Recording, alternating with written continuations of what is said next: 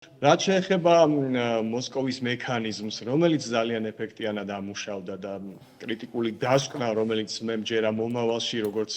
ისტორიაში გამოდგება წყაროდ, რომ ობიექტურად შევაფასოთ ეს პროცესები, რაშიც ახლა ყველანი ვიმყოფებით, ასევე იქნება მყარი დაბუთი იმისთვის, რომ გაძლიერდეს სანქციები ივანიშვილის ოცნების მისამართით. მე გამოვიკითხე, მე ეუთოს ექსპერტებთან ერთად მთელი ეს პროცესი მიმოვიხილებ ცლად, რაც ბოლო წლებია ჩვენს ქვეყანაში ხდება. კონკრეტულად ჩემი кейსი იყო მათი ინტერესის საგანი, თუმცა ეს არ არის პერსონალურად ჩემი ისტორია. მე მათ ხაზგასმით ვუთხარი, რომ ახლა ჩემს მაგალითზე გიყვებით, როგორი სისტემა დანერგა ივანიშვილმა ქვეყანაში, სადაც როცა მას ეწინააღმდეგები, როცა ამხელ, როცა ხარ ჟურნალისტი, ვინც კრიტიკული შეკითხვებით მიმართავს ხელისუფლებას, შენ ხარ სამიზნე, შენ თავს გესხმის პოლიცია, რომელიც წესით უნდა გიცავდეს და ამ თავდასხმის შემდეგ სახელმწიფო გეუბნება, რომ ამ ქვეყანაში, რადგან შენ კრიტიკულად ხარ განწყობილი მთავრობის, პრემიერ-მინისტრის და სხვა ოფიციალური პირების მიმართ, ეს არ გეკუთვნის გამოძიების უფლება. გამოძიება მითხრა, რომ არაფერს არ გავაკეთებთ, შევაგროვებთ უბრალოდ მაკულატურას, რომ აი ესე ფასადურად ჩანდეს თითქოს მუშაობთ, მაგრამ რეალურად არც არაფერს არ გავაკეთებთ, რომ დავადგინოთ, ვინ არის შენზე თავდამსხმელი, რაც ისედაც ცნობილია ამ სისტემაში ყველასთვის, ხო? ყველა მიცის შინაგან საქმეთა სამინისტროში, ივანიშვილის მთავრობაში, ვინ იმალება ნიღბის უკან, ვინ დამესხა თავს. მაგრამ ეს არ იქნება გამოძიებული, იმიტომ რომ ხვალ ზეგ მათ ისევ დაჭირდებათ, რომ იგივე დავალება მან ამჯერად სხვა მოქალაქის, სხვა ჟურნალისტის საწინააღმდეგოდ შეასრულოს, ხო? ასეთია ივანიშვილის სისტემა, სადაც დაუსჯელობის სინდრომის განღვივებით ოლიგარქი ფიქრობს, რომ გადარჩება, რომ დააშინებს საზოგადოებას, მაგრამ მას ავიწყდება ჩვენი პასუხი, რომ ჩვენ არ გავჩერდით, ჩვენ არ გავჩერდით და არ გავჩუმდით და პირიქით, მე პირადად არა მხოლოდ ეუთოს წარმომადგენლებს, გაეროშიც ძალიან აქტიური კომუნიკაცია მაქვს და მათ ასევე გადაეცათ უკვე არა მხოლოდ ვიდეო ფაილები, არამედ მაგალითად ჩემი ჯანმრთელობის ცნობა, ოფიციალური ცნობა საავადმყოფოდან ეს მათი ინტერესი იყო, რომ დეტალურად ასე ვთქვათ, გამოჩენილიყო იქ რა დაზიანებები მივიღე. რაც შეეხება ეუთოს მე როგორც ვიცი, ვენაშიც იმყოფებოდი შენ გურამ ეუთოს წარმომადგენლების მოწვევით და ეს ჭიდრო კონტაქტი და კავშირი არსებობს შენსა და მათ შორის, ამიტომ რა თქმა უნდა, ახლა საინტერესოა რა არის ყველაზე მეტად მათი ინტერესის სფერო და საგანი და ალბათ ამ გამოკითხვის დროს და ამ თანამშრომლობის დროს შენ ქონდა გარკვეულწილად უკვე წინასწარი შთაბეჭდილება რა შეიძლებოდა მოყოლო და ამ თანამშრომლობას და რა შეიძლება მოხვედრილიყო ამ დოკუმენტში. ხო, ვენაში მე ვიმყოფებოდი დაახლოებით 1 კვირის განმავლობაში ვიკა, მაგრამ მაყურებელთან დავაზუსტებ, რომ ეს არ უკავშირდება ამ შემთხვევაში კომისიის მუშაობას, თუმცა ეუთოს მიწვევით მივიღე მონაწილეობა ძალიან საინტერესო პროექტში, მაქვს მათთან კომუნიკაცია ყველა დონეზე და მექნება სამომავლოდ, რაც არ უნდა კანონები მიიღონ, მათ შორის ჩემი კარიერული წინსვლისთვის, მე ვითანამშრომლებ საერთაშორისო ორგანიზაციებთან, იმიტომ რომ მე ვფიქრობ, რომ ეს მჭირდება როგორც ჟურნალისტ რომ განვავითარო ჩემი უნარჩვევები. ამას საჯაროდ ვიტყვი, ხო? რაც შეეხება მათ ინტერესი იყო არა მხოლოდ მათ შორის სხვათა შორის ვიკა ის ხილული ფაქტი, როგორ დამესხა მე გამიზნულად სპეცრაზმელი, მაშინ როცა პირდაპირ ეთერში ვიყავი, ანუ მაშინ როცა ჩემს პროფესიულ საქმიანობას ვასრულებდი, მქონდა მიკროფონი, ჩემი ოპერატორი ჩემს გვერდით იყო, მაუწყებლობდით ფაქტობრივად უწყლედად რამდენიმე საათის განმავლობაში პირდაპირ ეთერში, ანუ ეს ისეთი მარტივი სურათია, რომლის დანახვაც უბრალოდ არ შეიძლება. გარდა ამ ფაქტისა, მათ ასევე მივაწოდე ინფორმაცია, რომ მე პირდაპირ ეთერში, მაშინ როცა გამოიყენეს წყლის ჭამლის მანქანა, იქვე იმავე დღეს 28-29 ნოემბერს 2024 წლის 28-29 ნოემბერს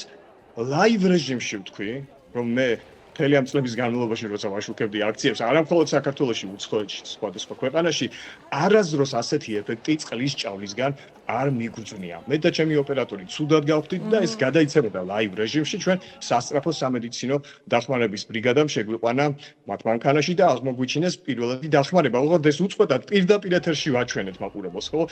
რეჟისორმა ფორმულას საეთეროდან ეს კადრი უჩვენა მაყურებელს ლაივ ეთერში, ანუ ცოცხალი ეთერის რეჟიმში, ხო? ამას რატომ ვაზუსტებ? ვიკა, რომ ახლა ოცნების პროპაგანდა ცდილობს რაღაცნაირად ისე მოატრიალოს, თითქოს ეს ქიმიური მოწამვლის ეფექტი ჩვენ BBC-ს ფილმის გამოძიების შემდეგ შევიგრძენით და გაგვახსენდა. არა ბატონო, აი არქივში მეც Facebook-ზე არქივიდან ამონარიდები ამოვჭერი ჩემი პირდაპირი ჩართვიდან, სადაც აი ლაივ რეჟიმში ვამბობ, რომ აი ახლა წყლით ვარ დასველებული წყლის ჭავლის მანქანიდან და ეს წყალი წვავს, სუნთქვაჭირს და ეს არის მხოლოდ წყალი, მე ვთქვი იქვე. და ეს მასალა მე გავუგზავნე უთოს, მათ ნახეს ეს პირდაპირი ჩართვის მასალა და მე მათ ვუთხარი, რომ ეს არის ნამდვილად ერთ-ერთი მტკიცებულება იმისა, რომ რეჟიმმა რაღაც გაურკვეველი ნივთიერება გამოიყენა და ის ფაქტი, რომ ეს იყო აკრძალული, დასტურდება ქართული ოცნების რეაქციით, ხო? არ გვეუბნებიან რა იყო ეს ქიმიური ნივთიერება. მოკლედ ინტერესი ძალიან დიდი იყო. მე რა თქმა უნდა ახლა ეს ეუთოს სპეციალისტებთან, ექსპერტებთან საუბრის ბევრი დეტალის განხელა საჯაროდ არ შემიძლია ვიკა, მაგრამ დადასტურებ გამოვიკითხე როგორც ერთ-ერთი დაზარალებული იყო ძალიან ვრცელი გამოკითხვა. მე მათ სრული ინფორმაცია მივაწოდე და ეს არ იყო ჩემი აღქმები, რაც ყველაზე მთავარია. მე მათ ვუთხარი, რომ გაწვრით ვიდეო მტკიცებულებებს, დოკუმენტაციას, მათ შორის ჯანმრთელობის ცნობას ოფიციალურად ქართული საავადმყოფოდან, სადაც ჩანს თუ რა დაზიანება მომაყენა მე სპეცრაზმელმა და მიზან მიმართულად, იმიტომ რომ მან იცოდა მე ვინ ვიყავი, მან იცოდა რომ მე ვიყავი ჟურნალისტი და იმ მომენტში მე არ მქონდა ხელში მოლოტოვის კოქტეილი და არც არასდროს მწერია, მაგრამ იმ მომენტში მე მიკროფონი მეჭირა ხელში და ვასრულებდი ჩემს საქმეს პატიოსთან. ახლა პროპაგანდა მე შესავალ სიტყვაშიც თქვი ეუბნება საკუთარ მაყურებელს, საზოგადოებას, რომ თითქოს ეს დოკუმენტი ოჯახურ ღირებულებებს ებრძვის, ასე უტიფრად ატყუებენ ადამიანებს და ამის გამო და ამის საილუსტრაციოდ მოვიყვანეთ ჩვენ ზუსტად სტუდიაში ადამიანები, ახალგაზრდები, ვისაც სასტიკად უსწორდებოდა რეჟიმი, ახლა გვესაუბრები შენ რა უნდა ვუთხრათ ჩვენ გურამ მე ახლა შენ როგორც ჟურნალისტი ისე გეკითხები რა უნდა ვუთხრათ პასუხად როგორ უნდა ავუხსნათ მოქალაქეებს სინამდვილეში რა წერი ამ დოკუმენტში და რას ნიშნავს საერთოდ ეს პასუხი შენ როგორც მოქალაქეს მინდა გკითხო რას ნიშნავს ესეთი ფარისევლური პასუხი მათგან და ნიშნავს თუ არა რომ პრინციპში საპასუხოც არაფერი არის და მიმართავენ ისევ არ არის ვიკა რომ ფარისევლურად პასუხობენ ისინი მუდმივად ძალიან კონკრეტულ მტკიცებულებებს და მოწოდებებს ჩვენი პარტნიორების მხრიდან რომელიც ემყარება კონკრეტულ ფაქტებს. ხო, ეს არ არის პირველი შემთხვევა, როცა ასე პოპულისტურად რაღაცა მანიპულაციურად პასუხობენ საქმიან კრიტიკას, ხო? ეხლა რა მინდა ვთქვა, მე მაგალითად ეხლა ესტონეთში ვარ, ტალინში, ეხლა გამოვედი დროებით, მეორე საკონფერენციო ოთახში მიმდინარეობს ემიგრანტებთან შეხვედრა, ძალიან კარგი შეხვედრა, საქმის კურსში არიან და იმაზე მეტი იციან მგონი ვიდრე ჩვენ. ხვალ გვექნება ტარტუში შეხვედრა. ჩვენ კადრებს ხედავთ პარალელურად და მართლაც მე მინდა რომ უფრო მეტი გითხრა იმაზე, რასაც ჩვენ ახლა კადრში ვხედავთ, თუ შეიძლება ვნახოთ. ვიდეო ალბათ ჩემი Facebook გვერდიდან რაც გადავიღე, მე ვიყავი ტალინში, სადაც რუსეთის საელჩოსთან მოვხვდი და ნახე საოცარი სურათი ვიკა. ეს პროტესტი 2014 წელს დაწყებულა მცირე ფორმატით, ჯერ კიდევ ყირიმის ანექსიის დროს. და შემდეგ უკვე სრულ მასშტაბიანი ომის შემდეგ, რუსეთის აგრესიის შემდეგ 2002 წლიდან რუსეთის საელჩოში, რომელიც რიგაში მდებარეობს, მოიწყო ასეთი ცოცხალი კედელი, სადაც რუსეთის ომის დანაშაულების შესახებ გააკრეს მოქალაქეებმა, ესტონელებმა და არა მხოლოდ სხვადასხვა პლაკატები, წარწერები და დროთა განმავლობაში ამან მიიღო როგორი სახე, აი კადრებში ალბათ ხედავს მაყურებელი, როგორც ექსპოზიცია, როგორც ეს არის საჯარო რაღაცა ღია ექსპოზიცია, გალერეა, სადაც ომის დანაშაულები, პუტინის სისასტიკეებია წარმოდგენილი და მოქალაქეები, ტურისტები ამას როგორც ერთ-ერთ ღირსშესანიშნაობას, ქალაქის ღირსშესანიშნაობას ისე ათვალიერებენ და ნიშნავენ საკუთარ, ასე ვთქვათ, სიაში რა არის სანახავი ტალინში. და ეს ხო საოცარი სოლიდარობის და სიმამაცის ნიშანია და მნიშვნელოვანი რა არის ამ ამბავში ვიკა, ეხლა შენი კითხვის პასუხიც შეიძლება ეს იყოს, ხო, რომ ამ ეუთოს დასკვნას ახლა პასუხობენ თითქოს ოჯახური სიწმინდეების წინააღმდეგ არის მიმართული ეს ყველაფერი, რა შუაშია საერთოდ, რა კავშირშია, ხო, უბრალოდ საკუთარ ამომრჩეველს იმდენად სულელებად მიიჩნევენ ოცნებაში ვიღაცეები, მოაზროვნე თავები, ბჭყალებში მოაზროვნე, რომ ახლა იფიქროს, რომ მოდია ესეც LGBT-ს და რაღაცა ოჯახურ სიწმინდეებს დავუკავშიროთ, იმიტომ რომ ამას კარგად ჭამს ჩვენი ამომრჩეველი და მე რა მინდა ვთქვა. ამ შემთხვევაში აი ის ადამიანები, ვინც ქართულ ოცნებას უჭერენ ხარს, დაფიქრდნენ ყელ მაღალფარდოვან საბგერგზელოებს რო ამბობენ ხოლმე სუფრასთან, საქართველოს ისტორიის, ჩვენი ნამდვილად მამაცი გმირების შესახებ, ვინც თავი შესწირა საქართველოს სუვერენიტეტის დაცვას, ერთიანობას, ამ საბგერგზელოების მიღმა რითი არიან შეშინებულები ივანიშვილის მხრიდან, ხო? კაცზე გათხოვების, ომის დაწყების საფრთხით, აი ეს არის მათი ვაჟკაცობა, ეს არის ქართველობა, ამით ტრაბახობენ და იგივეს აკეთებენ ახალს. რა ვიცი, თქვენ თუ ამით შინდებით, რომ ეხლა რაღაცა ოჯახური ღირებულებები დაინგრევა და რაღაცა კაცებზე გაგათხოვებენ ძალით, კი ბატონო, რა ნამდვილად ჩვენი წინაპრები ალბათ ცუდ სიზმარშიც კი ბატონო ჩვენი წარსული დიდებით ვიცხოვროთ თუ ასე ჩვენი წინაპრები ალბათ ცუდ სიზმარშიც ვერ ნახავდნენ ამას რომ თანამედროვე კაცებს ეშინიათ გათხოვების მე ერთადერთი ვიკა ამას დავამატებ, ხა ისევ შეხვედრაზე უნდა მივუბრუნდე მე მაქვს